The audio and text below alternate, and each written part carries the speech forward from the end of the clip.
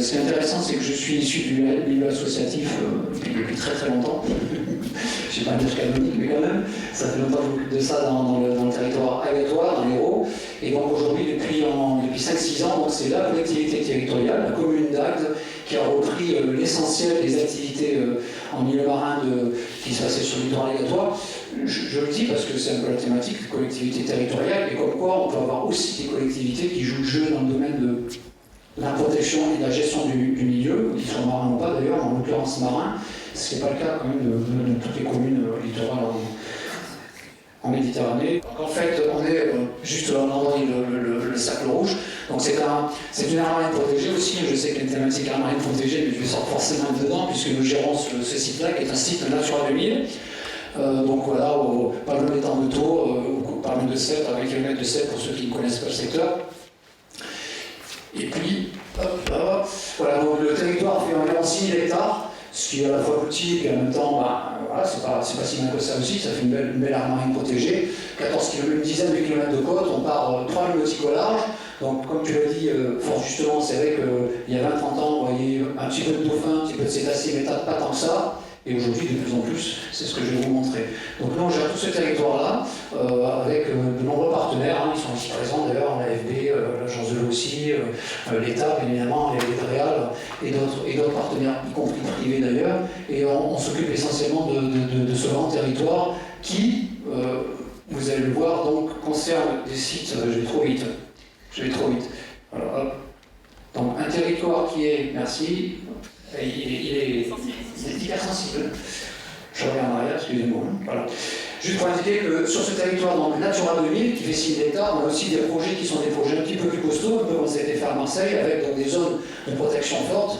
Là, vous avez donc, dans le polygone qui est en bas, le projet de réserve marine sous forme de cantonnement de pêche, qui est en train d'être validé. On a beaucoup avancé là-dessus avec l'ensemble des acteurs locaux, pêcheurs professionnels compris, puisque vous le doutez bien que sur un territoire comme celui-là, où en particulier nous avons des activités très nombreuses, dont la pêche professionnelle, ça ne se fera pas sans eux. Donc nous, on était patients.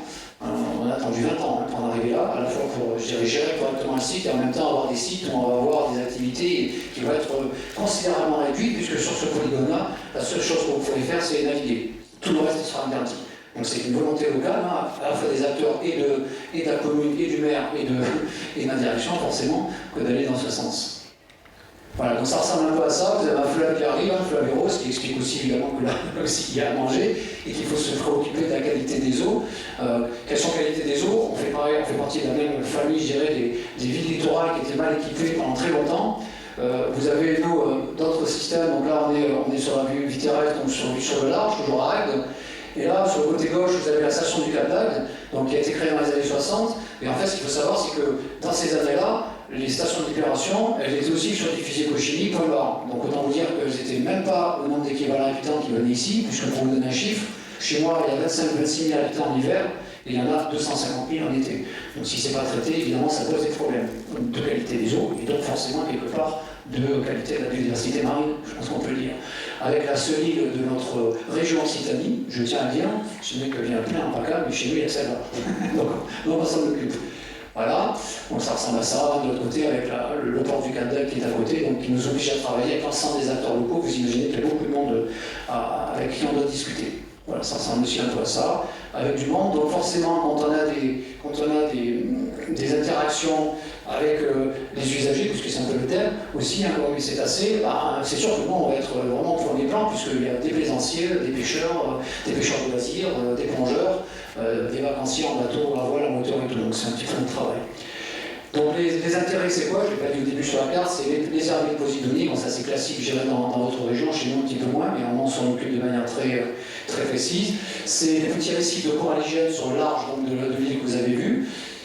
C'est un ensemble d'espèces, je ne vais pas rentrer dans le détail, c'est pas tellement le sujet. Bon voilà, on a fait beaucoup de choses dans ce territoire, il y a beaucoup de choses intéressantes, et en particulier donc effectivement les dauphins. Depuis quelques années, je ne sais pas comment on en avait pas avant, mais on en avait depuis assez longtemps quand même dans ce territoire-là, mais de plus en plus récemment. Et ça a commencé, figurez-vous, les dauphins, j'ai trouvé cette diapositive intéressante, parce que dans les années 70, voilà ce qu'il y avait chez nous. Donc l'image s'est passée, c'était ça, c'était flipper, mais dans un bassin. Pas du tout flipper, à l'extérieur. Aujourd'hui, on a complètement inversé ce système-là. Ce que vous voyez donc sur les dessins, c'est carrément Flipper qui est venu ici. Il est venu au Canada en avion. Il a été transporté par le dresseur américain de l'époque. On a retrouvé ça dans les archives, et moi je l'ai connu, puisque bon, dans les années 70, j'étais déjà là. Donc voilà, ça fait partie des choses intéressantes. Et aujourd'hui, on est plutôt là. Voilà, des images qui ont été prises il n'y a pas très longtemps, d'ailleurs, auprès de l'île de Brescou, avec des petites familles de grands dauphins, où voilà, on n'est pas loin du Cap d'Agde. Vous voyez la zone de loisirs qui est derrière. C'est un soir, The Mythic Day, comme vous avec Marie, qui m'accompagne dans ce travail-là. Voilà, donc notre travail, nous, c'est un travail de veille écologique, c'est-à-dire qu'en fait, on n'a pas en dehors évidemment des programmes qui sont faits par l'ensemble des scientifiques et des associations qui s'occupent de l'environnement marin et de cétacés, nous on a des veilles écologiques quasiment toutes les semaines, c'est-à-dire qu'on sort en mer et on note tout ce qu'on voit. Alors soit avec des parcours fixes, soit avec des parcours aléatoires, mais en tout cas ça permet d'avoir un suivi quand même assez régulier et forcément d'avoir des observations plus fréquentes, bien évidemment. Et puis le deuxième élément, c'est avec le suivi des échouages, puisqu'on fait partie des réseaux d'échouage. Alors c'est un point qui est moins sympa pour les cétacés, mais qui est forcément très important pour connaître l'état de conservation. Voilà, en même temps qu'on fait évidemment des cétacés, on fait tout ce qui bouge en mer.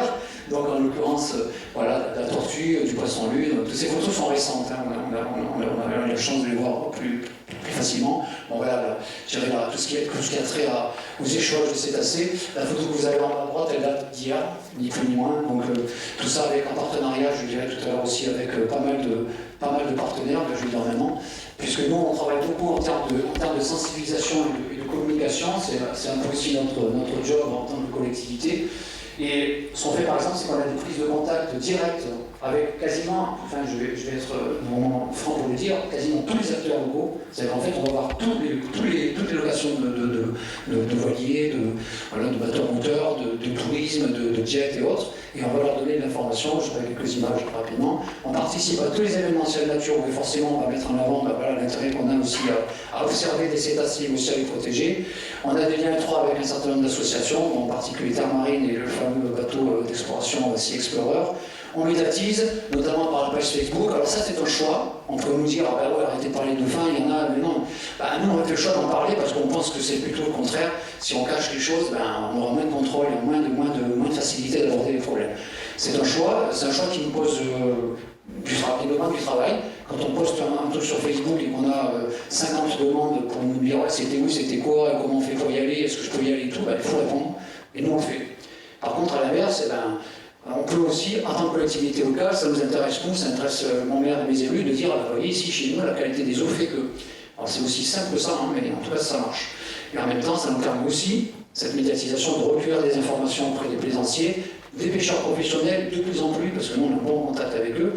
Et ça peut être la SNSM, ça peut être les affaires maritimes, comme c'était le cas hier avec le Dauphin, ça peut être des centres nautiques ou l'office de tourisme en particulier directement. Un des éléments sur lesquels on travaille aussi, c'est tout ce qui est autour de l'éducation de l'environnement marin auprès des scolaires et des jeunes. D'ailleurs, c'est pour ça que Marine m'a rejoint il y a quelques mois dans mon équipe. Elle est animatrice et sensibilisatrice sur le terrain. D'ailleurs, elle est aussi biologiste marin formée à l'Université de Marseille. Et donc voilà, c'est un ensemble d'éléments qui sont liés à la communication et à la sensibilisation. Donc voilà une image donc, de notre travail auprès, par exemple, d'un loueur de jet ski sur la partie du Gros d'Agde, mais aussi avec les pêcheurs petits métiers, en particulier avec le prud'homme major, qui est un prud'homme qui vient d'arriver, qui est sensible à ces éléments-là, mais aussi auprès, je dirais, d'un certain nombre d'animations qui sur les bateaux, qui par exemple sur les nouveaux arrivants sur Agde, c'est des éléments qui sont très importants parce que c'est des gens qui viennent d'habiter sur Agde, qui sont pour la plupart parfois des plaisanciers, donc on va toucher ces gens-là au fur et à mesure de leur visite en mer. Et puis ça peut être aussi pendant des journées spéciales, journée de l'environnement, le salon du nautisme, du maraudage aussi sur les quais, carrément, c'est-à-dire qu'on va au contact des gens sur le secteur pour parler effectivement d'environnement marin en général, mais en particulier aussi des cétacés. Et puis, un des éléments qui est important, c'est qu'on travaille aussi avec d'autres services de la commune, en particulier donc la police municipale et celle qui est plus exactement des brigades d'environnement qui sont en mer, qui sont compétentes dans la bande des 300 mètres. Et là, c'est vraiment de la sensibilisation qu'on va faire directement auprès des plaisanciers, pêcheurs de loisirs ou pêcheurs au mouillage sur les zones de mouillage écologique. Voilà. Et enfin, donc, c'est des éléments qu'on peut aussi distribuer. Ce sont des fiches. Donc, on a des fiches un peu classiques, hein, je dirais un peu plus scientifiques, et puis d'autres qu'on a mis un peu à notre sauce locale, avec les grands animaux marins, avec des explications très très simples, une petite carte pour situer au cas où, un petit coup de GPS si jamais s'ils en ont, et puis s'ils n'en ont pas, ben, c'est pas grave, on abordera les choses de manière plus large. Et enfin, bon, ben, bien évidemment que tout ce travail-là se fait aussi en tenant compte des éléments qui sont liés à la sensibilité des observations. Donc en l'occurrence, là, tout ce qui est code de bonne conduite par rapport au cétacé, c'est important de le divulguer. Alors tous les documents voilà, sont créés pour ça. À chaque fois qu'on rencontre des gens, systématiquement, ce document est remis. C'est très important parce que c'est comme ça qu'on va arriver à sensibiliser le public, bien évidemment. Et par exemple, voilà 2 exemples en bas. Topkite, donc c'est une petite entreprise de kitesurf, elle nous envoie ses photos. Le centre nautique du Gardel nous envoie ses photos pendant une régate. Tout ça, ça participe de la meilleure connaissance des espèces et forcément quelque part de leur protection. Page Facebook dont je vous parlais tout à l'heure. Et puis éducation pour le milieu marin in situ, là en l'occurrence ou en place, hein, comme vous pouvez le voir. Et je vous remercie de votre attention.